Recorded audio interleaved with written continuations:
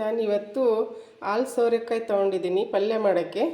ಇದನ್ನು ಇವಾಗ ನೀಟಾಗಿ ತೊಳೆದು ಸಿಪ್ಪೆ ಎಲ್ಲ ತೆಗೆದು ತೊಳೆದು ಹೆಚ್ಕೊತೀನಿ ಸಣ್ಣದಾಗಿ.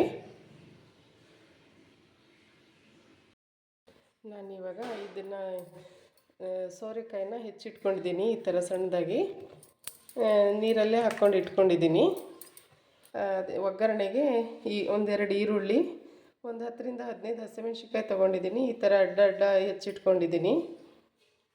ಸ್ವಲ್ಪ ಕಾಯಿ ತುರಿ ತೊಗೊಂಡಿದ್ದೀನಿ. ಇವಾಗ ಇದನ್ನು ಒಗ್ಗರಣೆ ಹಾಕ್ಕೋತೀನಿ. ಇವಾಗ ಗ್ಯಾಸ್ ಹಚ್ಕೊಂಡು ಬಾಣಲಿ ಇಟ್ಕೊಂಡಿದ್ದೀನಿ ಅದಕ್ಕೆ ಇವಾಗ ಎಣ್ಣೆ ಹಾಕ್ಕೊತೀನಿ.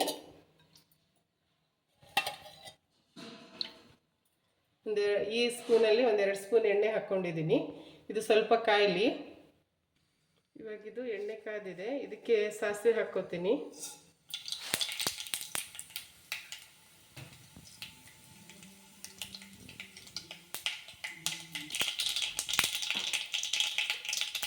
ಇದಕ್ಕೆ ಇವಾಗ ಕರಿಬೇವು ಹಾಕ್ಕೊಂತೀನಿ.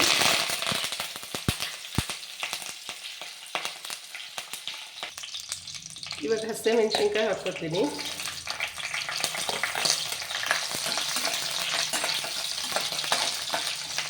ಇದು ಸ್ವಲ್ಪ ಬಾಡಿಸ್ಕೊಂಡು ಈರುಳ್ಳಿ ಹಾಕ್ಕೊತೀನಿ. ಇವಾಗ ಈರುಳ್ಳಿನೂ ಹಾಕ್ಕೋತೀನಿ.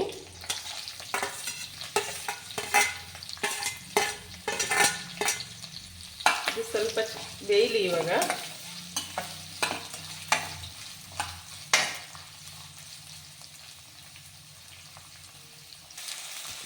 ಇವಾಗಿದು ಈ ಥರ ಆಗಿದೆ. ತುಂಬಾ ಏನು ಬೇಯೋದು ಬೇಡ. ಇದಕ್ಕೆ ಇವಾಗ ಅರಿಶಿನ ಪುಡಿ ಹಾಕ್ಕೊತೀನಿ. ಇಷ್ಟು ಅರಿಶಿನ ಪುಡಿ ಹಾಕ್ಕೋತೀನಿ.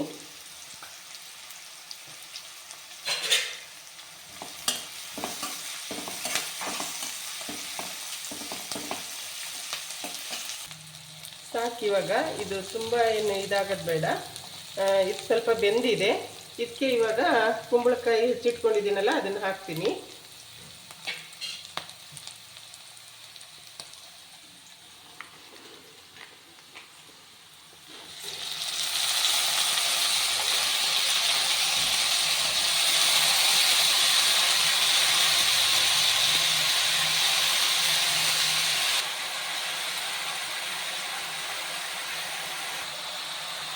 ಇವಾಗ ಅಷ್ಟು ಹಾಕ್ಕೊಂಡಿದ್ದೀನಿ. ಇದನ್ನು ನೀಟಾಗಿ ಮಿಕ್ಸ್ ಮಾಡ್ಕೊತೀನಿ.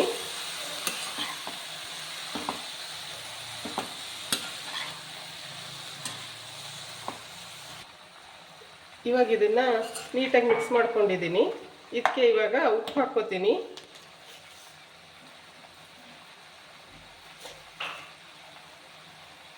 ನಿಮ್ಮ ಟೇಸ್ಟಿಗೆ ನೋಡಿ ಹಾಕ್ಕೊಳ್ರಿ ಉಪ್ಪು.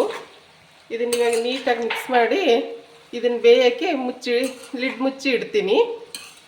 ಇದಕ್ಕೆ ನೀರು ಏನು ಹಾಕೋದು ಬೇಡ. ಇದ್ರದ್ದೇ ನೀರು ಬಿಟ್ಕೊಳ್ಳುತ್ತೆ.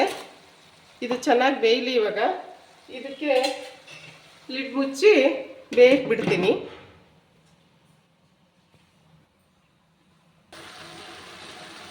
ನೋಡಿ ಬೇಯ್ತಾ ಇದೆ. ನೀರು ಬಿಟ್ಕೊಂಡಿದೆ. ಫಾಸ್ಟೇ ಇಟ್ಟಿದ್ದೀನಿ ಉರಿನ. ಇನ್ನೂ ಸ್ವಲ್ಪ ಬೇಯಲಿ.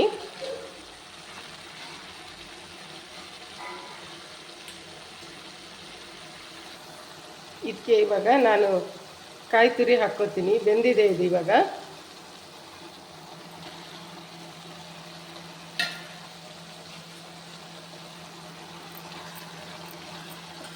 ನೀಟಾಗಿ ಮಿಕ್ಸ್ ಮಾಡಿ ಇನ್ನೂ ಸ್ವಲ್ಪ ಹೊತ್ತು ಬಿಡ್ತೀನಿ ಇದೇ ಥರ ಬೇಯಲಿಕ್ಕೆ.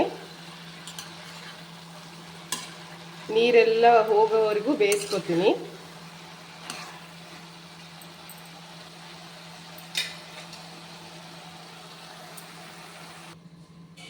ಇವಾಗ ಇದು ಆಗಿದೆ. ನೀರೆಲ್ಲ ಹೋಗಿದೆ. ನೋಡ್ರಿ ಈ ಥರ ಆಗಿದೆ. ಪಲ್ಯ ಡ್ರೈ ಆಗಿದೆ. ಚಪಾತಿಗೆ, ರೊಟ್ಟಿಗೆ ಎಲ್ಲ ತುಂಬ ಚೆನ್ನಾಗಾಗುತ್ತೆ. ಸಿಂಪಲ್ಲಾಗಿ, ಈಸಿಯಾಗಿ, ಟೇಸ್ಟಿಯಾಗಿ ಆಗುತ್ತೆ. ನೀವೊಂದು ಸರಿ ಟ್ರೈ ಮಾಡಿ.